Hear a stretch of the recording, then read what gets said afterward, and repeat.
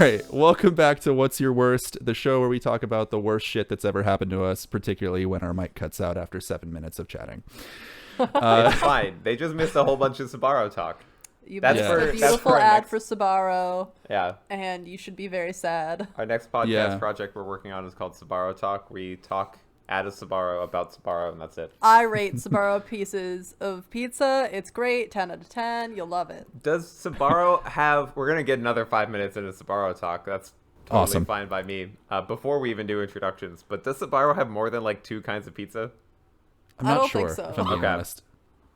Hi, and welcome to my I- podcast about Sbarro. Thank you. Yeah. Thank you for coming. If you're wondering who the extra person is besides myself and Simon, I know I that's am. Jen. And I had this whole Hi. intro planned for Jen, but, you know, it was cheesy, and so we're going to skip it. This is better. I like being introduced as the Sbarro expert, which is really funny This because is I the haven't had Sbarro lady. Sbarro in like 15 years. Yeah. No, but today we're That's, talking about worst hospital stories. Mm-hmm. Jen has a very extensive past with the hospital system. I thought it was my second home. So It's true. here we are. Yeah. I live in this podcast. No, It's I will live really- on forever on YouTube because of this podcast. It's really weird not seeing you and only hearing your voice. Yeah, so we're last week obviously we recorded Simon and I recorded in their apartment, Jen and Simon's apartment, and this week, because we have the extra person, we have Jen there, we decided it wasn't as safe to probably to be able to social distance and record the podcast in person. So I'm in my bedroom because it's the middle of the day instead of the morning, and all of my roommates are awake. And so whereas I would normally be recording in the at my desk in the living room, I can't do that today because, you know, it's a public space. And because I'm a good roommate, I'm gonna let them, keep their public space. But How's your posture This is in your a bedroom lovely- right now? yeah, Yeah, This you gotta check your posture, Sam. I realized last week that my posture was very bad. As I was editing it, I sent Jen a screenshot, and I was just like, my posture is terrible. I am slouching. I am... You're going to be compared Not to great. me, the person with the best posture. So, Yeah. I just But we're thought not I going to would talk let you about know. that hospital experience. yeah, we're not No, even going that to was- talk about that. No, Everyone's just going to be like, that girl has the best posture I've ever seen in my life. She can't not. definitely couldn't be the metal rod in her back. Like, no. Haha, don't worry about it. Yeah. Yeah, no, definitely not a metal rod. She just got good posture. Don't know why I brought that up. But we wanted to thank y'all for watching the last video. Episode 8 has started off really well. It's been viewed. It's one of our top viewed videos in terms of viewed on launch of the video. So And it's only been up for thank like you. 24 hours. it's only been up for a day, Yeah. and it's one of the top viewed videos on the channel now. So thank you all for jumping on it real quick. It's pretty clear to us that there's We a did lot of you something who right are there. watching. Yeah, we did something right with that one, and there's a lot of you who look for that update every week. So thank you, and we hope to not disappoint with future episodes. Pressure's on but- now. That's why you have Pressure's me on. on to turn it into a Sbarro review podcast. Yeah. So We'll record one of we those could- episodes later. yeah, at some point, maybe after Sbarro opens up and the world stops. We True. bring it up every week, but The like how world's not on coronavirus is fire. destroying the world. Yeah. No, but like we were saying just before this in the botched intro. Thanks, Mike. That Sbarro and like restaurants in hospitals have been like some of the like one of the defining features of like several of our hospital visits, and how it's like, oh, the hospitals where I go to get Sbarro, hospitals where I go to get McDonald's, and like it's curious how like a place where you're meant to be healthy and like safe and like there to heal Has you that kind of restaurant like fast system. food. Yeah. Yeah. I mean, so when we get to my story, I had never been to Au Bon Pain before. I butchered that pronunciation. I haven't done my Duolingo in a little while, but yeah, I had no idea what that was. So it's not like good for you, but it's very good. It's good for the soul, right? Up on pan. Yeah. Like for real, that's straight up airport food. Yeah. And that and Between Wolfgang that- Puck.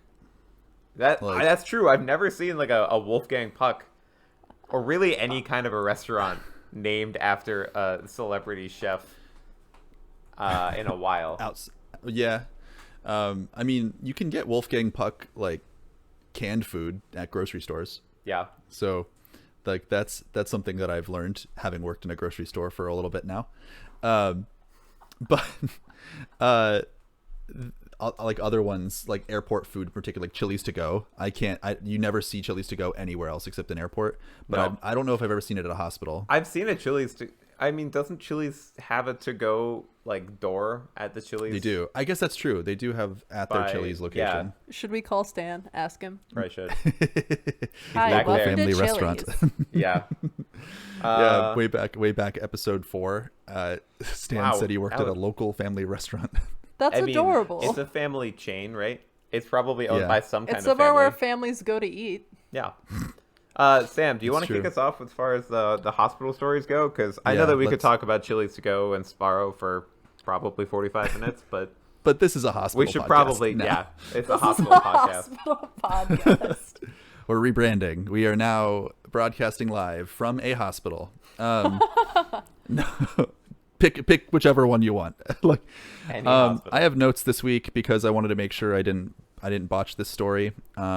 Before we get into that, I know that you wanted to, when we were going to talk about this last week, I think you said that you wanted to do a quick disclaimer beforehand or record some kind of disclaimer beforehand. So if you want to bring that up now. Yeah. So the stories we're getting into, we understand like with hospital stories, we could be touching on some delicate topics with everyone. So we just want to put out like a warning here. If you don't think that you'll be able to get through like some like sad or like tragic hospital stories because of your own personal experiences with either family or other loved ones or friends who have been through, or yourself who have been through similar experiences, we're going to be touching on some sort of difficult, maybe hard to listen to topics, and I just want to put that out there ahead of time. No judgment. Thank you for tuning in this far, and if you do stick around, thank you also for listening to that as well. Yeah. Otherwise, you got a good Sparrow chat for this week. So hopefully 6 Yeah. minutes of that is good enough for you. Sabaro, Au Bon Pain, Wolfgang Puck, Chili's to go, Yeah. whichever is your favorite to go. Hashtag to go- sponsor us. Leave a Yeah, please. comment with what your favorite airport restaurant is. Yeah, and maybe we'll do we'll do travel part 2 at some point, and maybe that'll be part of it. Yeah. Like, all right. Who's ready to get sad? I am. I came am. sad, Sam. All right. Well, I'm gonna set the mood. So, my worst hospital story is not my own. My own experiences in the hospital have been relatively easy. I know I had surgery when I was a kid, when I was like a baby, and I obviously don't remember that. And I had stitches on my forehead when I was about 3 or 4, and I remember the car ride, but I don't remember the stitches. And since then, I haven't had anything like drastic. I broke my collarbone at some point. I don't remember. I had a broken finger in in middle school. Nothing crazy. Nothing horrible from my own perspective. But something that some of you may know about me, but not everyone knows about me, is that I actually lost my father to brain cancer when I was 11 years old. And he was sick for a long time. He was diagnosed with brain cancer when I was 1 year old. I wasn't even 2. And it came on very suddenly. He started developing symptoms maybe like 6 or 7 months before his diagnosis. And his diagnosis came as he had a stroke on the operating table to remove the tumor in his brain. So it was a big sudden thing, and the doctors gave him 3 to 5 years to live. He ended up living for 10. So it ended up being a lot more like Living more I don't know if you all than you initially expected. Yeah, it was longer than we thought, but we were thankful for the time we had with him. That said, it did come with its fair share of complications, and we had some hospital experiences. So I've got notes because I don't want to mess anything up. So if you see me looking down at stuff in the video, I apologize for the poor preparation, but I wanted to make sure I got the details right. So I've gotten to the point at this point where I'm comfortable talking about it. He's been gone for almost 15 years, and I've been going to therapy. I'd gone to therapy before he passed away, and I've got a wonderful mother who's like helped me through a lot of this as well, and my family support system about this has been great. My friend support system about this has been great. We know that your mom everyone- watches the podcast too, so Yeah, and Thank so you. so Hi, mom, Beth. yeah, mom, yeah, hi mom. can we name Oh. drop her? Yeah, we can name drop. Okay. We can name drop Beth. Okay. I was like, oh no. It's fine. I'm sure she doesn't mind. But the I wrote in here, shout out to therapy. Yes. Because for anyone going through going through grief and going through like hard times or hard emotional times, therapy is something that has absolutely 100% worked for me. And in terms of like grief therapy, I wholeheartedly recommend it, and it was a lifesaver.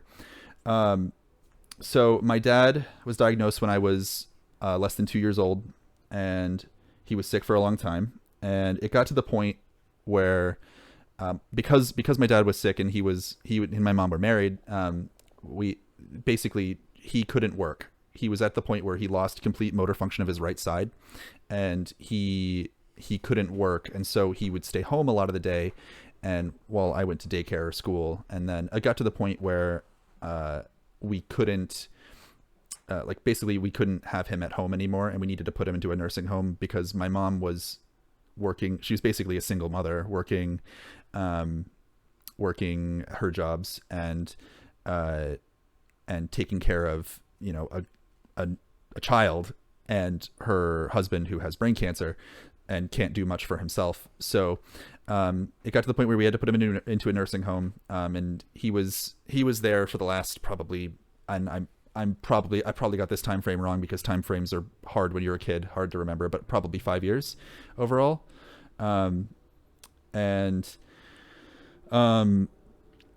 So we about a year or two, if as my memory serves, before he passed away, my dad had his first bad seizure, first bad bout of seizures since his initial diagnosis, and the doctors needed to better monitor him, so we moved him into Vanderbilt Medical Center. So we were living in Nashville at the time. I think I've mentioned that I used to live in Nashville on the podcast, but I remember this as happening right around my last day of school, and I remember being picked up to go to the hospital by my grandpa's neighbor, who was my babysitter growing up. And I thought oh, this is weird that you're picking me up, or are you here to hang out with the kids on the last day of school? And they said, no, your dad had a stroke or had a seizure, and we need to go to the hospital. So we went to the hospital, and he ended up I remember this being a big part of my summer. I remember going to the hospital what felt like every day for the entire summer. I remember sitting in the waiting room playing board games with my mom, particularly Rummy Cub, and that one always comes to mind because I don't remember playing it at any other point during my life, but I remember learning it that summer with my mom. But I also remember, I think I was going into 5th grade, and I think for a book report I had to read Holes, and so I remember reading Holes that summer. I remember going to McDonald's a lot because it was in the hospital, and I remember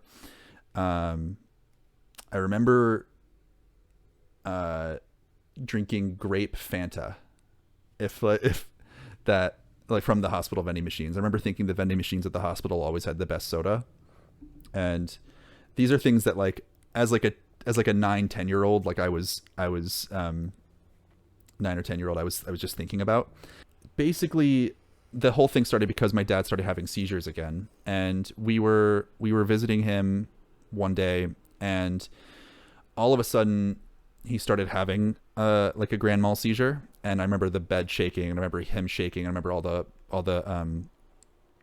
of the machines beeping, and I do remember a nurse coming in and a doctor coming in to the room to sedate him and make it stop, and to bring him back down so they could help him. And I remember I'd never seen him like that before, and I hid behind a chair in the room. And once all the beeping stopped and they got him back down to stable, I remember they told me I was good to come out now, and I was terrified. I'd never seen him like that, as even as bad as his cancer had been, like to the point where he had gone blind, like he couldn't see anything anymore. And I had accepted that because he could still have conversations with me, albeit like pretty normal, pretty regular ones, because he was at diminished brain function because of the cancer. And I remember the doctor, and this is why it was the worst, because the doctor told me that it was wrong for me to be afraid and to face it head on. And that stuck with me because, one, what the fuck?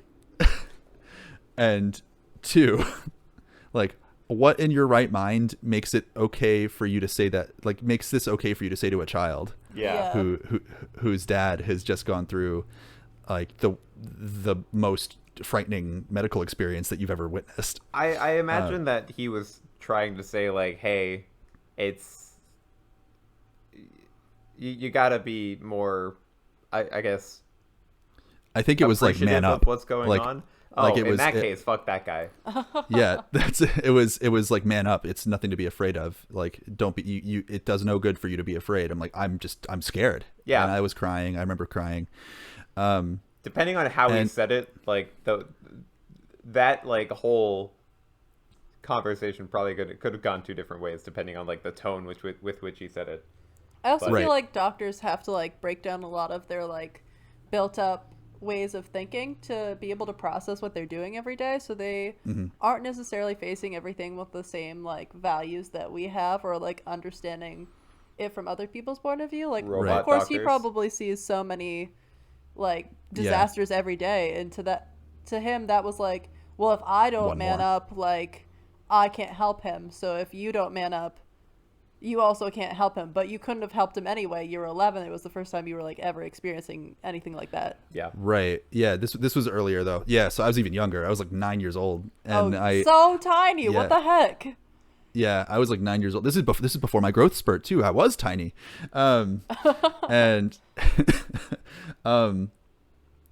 basically, following, he had a couple more seizures that I wasn't in the room for, and I like throughout the next couple of weeks, and I remember eventually he was put into a coma. I think it was medically induced coma, or like I think they meant to put him into a coma to sort of try and help him out. And he was in a coma for what I remember being like 2 weeks. If Mom, if I've got that wrong, I'm sorry, but this is 9-year-old brain remembering it, or remembering it 16 years later. So, yeah. So eventually he did come out of it, and he was able to go back to the nursing home. And then he passed away sometime later. But I remember that whole experience just being so tiring, and it must have been way worse for my mom. And she has her own story she's told me from this time, about experiences that we both went through during this summer. But I don't remember them from my own perspective. I'm just remembering things from how I went through it. But yeah, that was by far the worst experience I've ever had in a hospital. And it still sticks with me. A lot of it is pretty vivid in my brain, and returning to it is hard. Yeah. I think that as far as this conversation goes, like this clip, I want to treat this kind of differently as from like other stories that we've done in the past, where beforehand I want to say something like, you know, I'm going to not try to cut to us as much as possible. I want most of the emphasis from this story to be on what Sam is saying, because it's a very difficult topic to approach, and to be able to be comfortable talking about that on video and posting that for literally the entire internet. I want to give that the kind of respect that it deserves. Yeah, and I appreciate that. And it again, with like the trigger warning before this, the disclaimer, like none of these are hospital stories. Some of this stuff is going to be hard. It's hard to talk about, and absolutely. And I think the hardest stories are the ones where we're witnessing our friends, family, loved ones going through a harder time. And in a lot of cases, it's because we're powerless to help them. Like, we have to leave it up to doctors and nurses, medical professionals. But carry on with who is next. Which one of you is going next? I think it's me. I am not great with doctors or hospitals or anything like that. I have this weird quirk. I'd call it a quirk. I don't know if Phobia? I wouldn't call it phobia because I don't recognize that I'm scared. But I have passed out or almost passed out at nurses' rooms in like elementary school or high school, dentist's office, doctor's office, hospitals. Even if I'm not the one like there, I don't do well in that kind of medical setting. So there are a lot of times that I have almost passed out. There was one time that I have passed out, but that's not a hospital story. That's a dental Novocaine situation. And honestly, not even that bad. It was kind of weird just waking up from Novocaine or from being like passed out and having that situation. But my worst hospital story is actually 3 years ago. I think so. 3 or 4. For Valentine's Day, Jen and I went down to Boston. And that was the year that Boston got a pretty bad snowstorm. And we were down there for maybe 6 hours. We had stopped off at our friend's house, who lived somewhere within like 15 minutes of a hospital. I don't know anything about Boston. That makes it sound like we went down there to like go to the hospital. Go to the hospital. I mean, we did one time, but I mean, no. we went down there because I thought it would be fun to bring Simon to Boston because I really wanted cannolis and I thought it would be fun to take him around Boston because I've been there several times and he had never been. And I thought that it would be like a fun, like cute little winter getaway because it's not that far from the city that we live in to go to a different, fun city. It's like 3 or 4 hours to get down to Boston from here. Yeah, it's probably and the closest city that we live in. Yeah, live near. I mean, besides Montreal. Montreal. But yeah, so we went down there. We were there for a few hours, just hanging out with some friends, and drinking. And they, or a group of them, decided they wanted to go to the bar, so we stayed in their house with a few other people, just hanging out, chatting. And then it was probably close to like 1 a.m. when we went to bed. And we slept on... I feel like I fell asleep very early. You fell asleep pretty early. I was there. I have a hard time sleeping or getting to sleep. When I'm asleep, I stay asleep pretty well. But we were sleeping on this like L-shaped couch, and I was sleeping between like the rest of the living room and the window, and it was like 2 a.m. I woke up to go to the bathroom. I looked over and I'm pretty sure Jen was on the couch like next to me, and then when I came back, she wasn't there, but I didn't realize that because I just kind of went back to bed and then woke up as somebody was carrying her up the stairs because she had fallen out of the second-story window. I had jumped out of the second-story window. I think you had fallen. You were not jumped. aware of what's going on, but I was sleepwalking. But someone's carrying her up the stairs. One of the roommates that lives in this house, and we all just kind of woke up at that point because something pretty bad was happening, and she had fractured her pelvis. Falling onto concrete, essentially. I think it was either concrete or like a mix of concrete and gravel. The sidewalk. Yeah. But literally like an inch or two away from this like metal picket fence or metal chain link fence or whatever. Yeah. Eventually the ambulance is called. And she goes in the ambulance with the EMTs. I don't know anything about Boston. They're asking me all these questions. They're like, we're going to take her to Brigham and Women's is where she ended up going. And they said that they were going to bring me to Beth Israel, but then they didn't. Yeah. And so me and the friend that we were going down to see get in someone else's Jeep. They drive us down there, and I'm freaking out the entire time. I almost have a panic attack because I don't know what's going on. You immediately went into shock. Yeah, I get all clammy and cold and just it's freaking me out. But we go to the hospital, and the entire time that we're in the waiting room, I'm being basically grilled by police, like, what's going on? Like, did she have any drugs or alcohol? And I had like one glass of wine at 9 p.m. and I went to bed at like 11. Yeah. And so we are just kind of waiting there for what seems like 2 or 3 hours.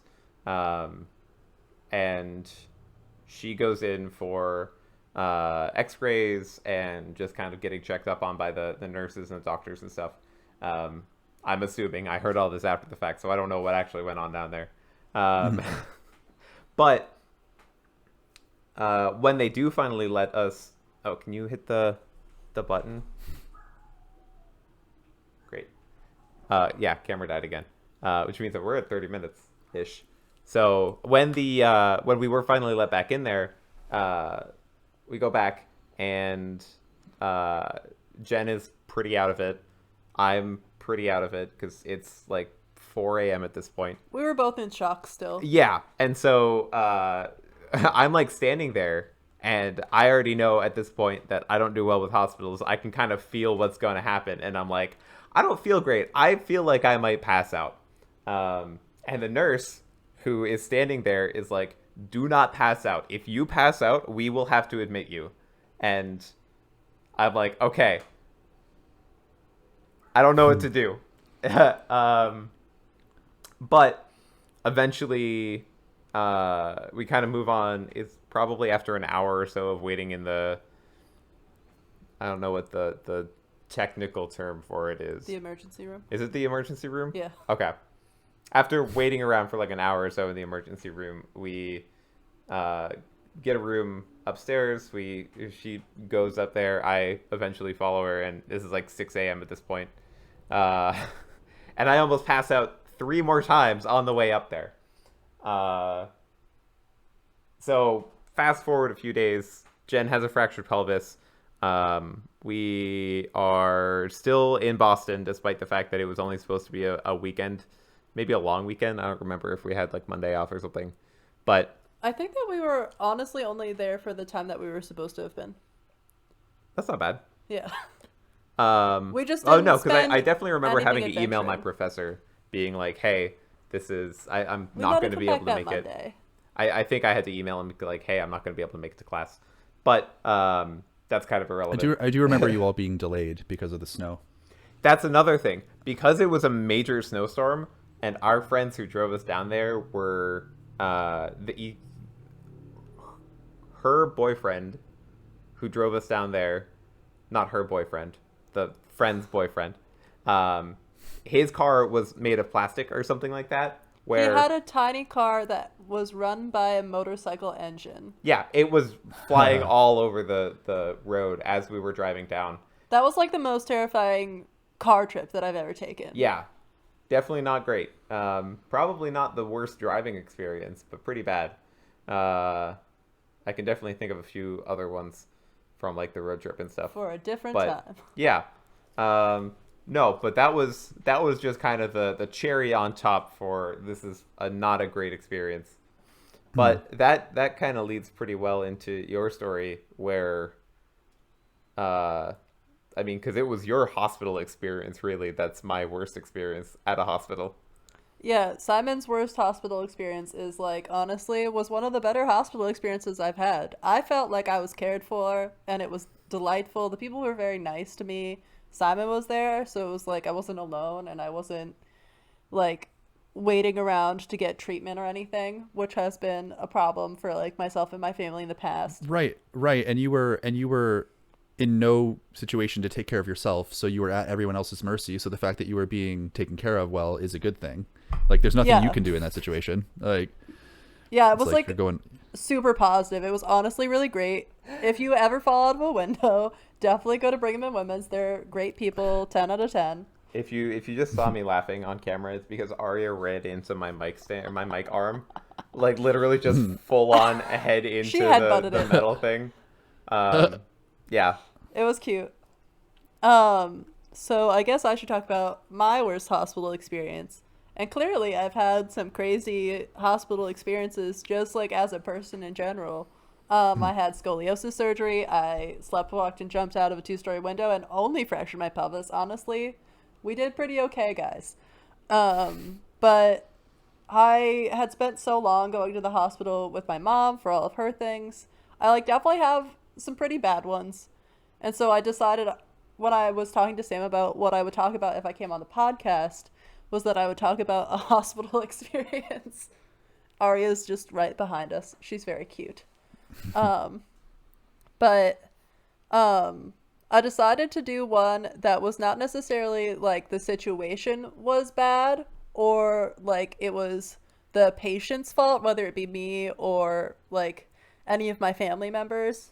I had a really horrible doctor's experience, and so I'm going to touch upon that. And I had gone home to visit my parents, and I was like, hey, Mom, do you think you could help me set up this appointment for myself? I'm thinking about switching birth controls. I'd really like to get an IUD, which is an intrauterine device, which helps you not get pregnant. And I had been on the pill for so long, and it was messing with my hormones. And I decided that I wanted to try it out to see if it would work better for me, and it did. So if any of you guys are looking to switch up your birth control method, definitely explore your options. But I hadn't had a lot of feminine care because I was really nervous about it, and I had grown up kind of really just nervous about acknowledging the fact that I was a girl and that I had girl parts and how dare needed to take care of them. So I had only had one checkup before that was female care related. And so I asked my mom if she could schedule me an appointment with a female gynecologist where I could talk to her about getting an IUD in. And I was pretty dead set on it, and I had researched it a lot. I knew what kind I wanted. I knew what was best probably for me, but I wanted to get some advice and then hopefully get it. And so my mom was like, cool. They set it up. They talked to me about it. They were like, oh, she definitely wants it. Cool. We'll definitely get her in. Come down on this day. We'll get it all set for you. And that was not a problem. It was great. I showed up at the hospital and was like, cool, I'm ready to go. This is going to be weird. It's going to be awkward, but we're ready to face it. We've been through so many hospital experiences that this will be a piece of cake. And so I go, and they're like, oh, here's your doctor. And it was a male doctor. And I was like, okay, well, that's not what I wanted, but He's we a can doctor. adjust, He we can still adapt. has to be professional about this, right? Yeah, it's right? fine. I have nothing against male doctors. I've had male doctors the whole time. I just thought young baby Jenn was maybe for this one female care thing, I would maybe a female doctor if I could. But I was like, whatever, we're going to go with it. Everything's fine. And so he talked to me a little bit about why I wanted to get it. And I told him I didn't like the hormonal birth control I was on. It was making me feel really depressed and really horrible. And he was like, cool, well, we have to do a bunch of tests to make sure that you can have it. And I was like, okay, cool. Well, if I can get it today, I want it in today. And he was like, well, we have to do a pregnancy test to make sure you're not pregnant. And I was like, okay, well, I haven't had sex in a long time, and I have been on birth control for 8 years, and not 8 years. There's no way that you were pregnant. Yeah, there was absolutely no way that I was pregnant at all. And I assured him that I wasn't, and he was like, well, we really have to check, you should just come back again. And I was like, well, I'm not. And he was like, okay, well, here are the complications. We're gonna take you a sample so then we can test to see if you're pregnant, and then if it comes back positive after we've put it in you, we'll immediately take it out. And I was like, great, cool, let's move on. And he was like, well, we don't want you to ruin your female parts because we want you to be able to have beautiful babies. And I was like, it just felt so gross because he said it to me. That's a weird comment. Yeah, he said it to me so creepily and pointedly. That was he was clearly addressing the fact that I was a young woman who he found kind of attractive, and he was kind of yeah, well, you need to have beautiful babies. And I was like, you don't, I'm getting a device put in me so that I don't have to have children right now. I'm not ready for it. I don't know if I want them in the future, but why would your assumption be that I wanted to have kids if I was in there to get something An IUD, that would yeah. prevent it? And I was like, Yeah, you don't know my life. yeah. You don't know me that well. It's like really creepy that you said that to me. And so that was like already like, ugh, I'm like fighting this guy to get this put in me.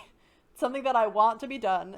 And so finally he was like, okay, well, I guess so. And it was like weird because I like had to convince him, and I was like, you're a doctor, and like, You I don't shouldn't be know. like this. You can like advise me, but you Yeah. can't be like, well, actually, I would prefer. Like, no, it's not your preference. It's my preference. It's my body. I would prefer if you didn't get this IUD so you could have beautiful babies. What a fucking weirdo. Right? So that started It's not it even off. like they're permanent. You can get them removed. Exactly. Like, I'm going Right. to have to get it out eventually and get a new one. But, like, you know, whatever. So that was just, like, the start of how horrible it was. Finally, like, they get me on the table and they have me all ready to go. And I was already like, ugh, I hate this. I don't like people being down there. I'm so nervous about this. And he, like, was like, oh, well, like, I don't really want to do this because, like, normally we would give you, like, medicine to make it not hurt as much. And I was like, I've literally had major back surgery. Nothing will hurt me. Care. I'm fine. Like, I can handle whatever you've got coming. And the worst part about it, like, the biggest pain is that they, like, reach up into you and they, like, pull on things that are inside your body. So it hurts a lot. And then they measure your cervix to make sure it can fit. And See, I don't even have these parts. I don't have these parts, and every part of me is hurting right now. Yeah, the as you're feeling of them describing this. tugging on your internal organs is Ugh. so horrible. But, like, it didn't, Ugh. like, hurt me that bad. It just was like, ugh, this makes me feel so gross and bad. So while he's, like, up in there doing things, his hand is literally in my body, in my vagina. Like, very, like, personal. Things are going on. And he's talking to the nurse. And, like, I respect all sorts of medical professionals. I think that what they do is really great. I think that they go through a lot of, like, weird, hard things, and they break down all the mental things inside their head. They're doing a lot for the world. But it's not okay when your hand is inside of anybody, or just in general. You can't be Islamophobic and making comments to people like, man, they really shouldn't be letting Muslims in the country while your hand is in my vagina, and I'm so Just don't mad say about that it. in general. Never say that about anyone. That's horrible. Sorry, I'm What the screaming fuck is about going it. on? Yeah. Gotta Like, adjust the levels as Jen gets more As and I more scream. aggressively angry about this. So yeah, this guy, while his hand was in my vagina, putting in an IUD, was like, yeah, I really think that they shouldn't be letting Muslims in the country because I think that they're a danger to us all. And like, what do you think about that? To the nurse. And the nurse was like, and I was like, I want to yell at you so bad, but also I you're don't like, want to can yell I get at a you. female doctor? Like, I was so nervous about saying anything. Like, I wanted to be like the person to be like, yeah, what you're saying is not right. But I was also like, your hand is in my vagina right now. And I like felt paralyzed, and I was like, there's nothing I can do in this situation that makes me feel okay. And I just feel like I'm so scared and emotional, and like your hand's in my vagina, and I just need to like run away. And so after he was done, he was like, okay, well, like, if you find out that you're pregnant, like, you're gonna have to come back. And I was like, I'm never coming back. And I like left, and I like signed out, and I like went home, and I was like, Mom, that was horrible. And she was like, oh no. And I was like, it wasn't even the part where they put a thing in my body and they were in my That vagina. part was fine compared to everything else. Exactly. It was just like this Yeah. guy was like being Islamophobic and like a horrible person, and said like the grossest things to me in the world. Like That guy- suggestive and not a. It's a very grimy experience. It just Yeah. it just ugh. That guy Like- sounds like the worst. He The guy was the sounds worst. like he needs to have his medical license reviewed. Yes, exactly. I don't know what kind of like conversations you can have with like the front desk people. I don't know most things about doctor's visits. I haven't been to a doctor in a long time, but like I would assume that he can have some kind of like disciplinary action put against him for Definitely. like having conversations like that. I think that my mom did like tell the hospital that had happened. Yeah. So like, don't worry, like no action was taken. Like, someone was informed about the whole situation, but I also just like felt for my own personal safety and well-being that I needed to leave. And that was my Absolutely. worst hospital story. Like, I've been through so many weird things, and that was like, I just was so mad generally for like You can't say that about other people. Yeah. For fuck's sake, guy. Like, Jesus. Like, just like one thing after another. Yes, it was Like, bad. that's horrible. That sucks. And this was coming from someone who That really fractured their sucks. pelvis sleepwalking out of a window. But that happened after you had your IUD, right? Yeah. Yeah. Damn. Great. Damn, Jen, your great. medical journey is Not fascinating. great, but yeah. Listen, I could talk all day about hospitals. Yeah. And Sabaros, apparently. I could talk all day about Sbarros. Cool. Yeah, we're going pretty long, so I think we should wrap it up. But thank you, both of you, for sharing those stories. Sorry for screaming. That's Also fine. not I think I sorry. got most of the audio levels fixed. Sorry. Yeah. Yeah. I think that's I hope. gonna do it. Go ahead. Yeah, I'm hoping. I hope that like as hard as some of these stories were to listen to, I hope that you all found a way to enjoy these, or maybe think of your own past and be able to have these conversations with people, because it can help to talk about it more. And It's therapeutic. Whether you talk about this kind of stuff to a licensed therapist, or just to strangers on the internet, or to friends or family or whoever, it can help a lot just to get this stuff put out your there. thoughts into words. Yeah. Put your thoughts into words. But yeah, thanks for sticking around. If you like this video, like it. If you feel like sharing it, share it. And if you feel like sticking around to see us talk about more things that suck and are the worst things that have ever happened to us, click that subscribe button, and we'll see you in the next one. And comment if you want me to be on the show again. Yee. Yeah. Great. Thanks, guys. Bye. Cut. Cool. Nice. Yeah, so that was like a 40-ish minute episode. All right, you're about to know I'm recording. All right. Nice. Wow, we clapped at the same time, too. Beautiful. Yeah, more or less. That's great. All right. Hi, everyone. Take 2. Fuck.